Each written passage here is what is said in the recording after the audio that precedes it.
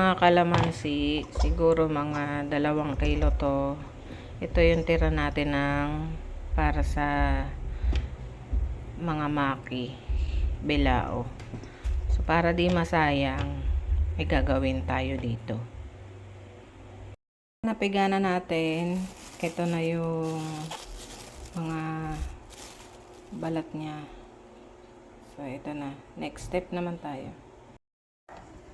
So, next step na tayo. Sali natin dito. Gawin natin parang ice candy.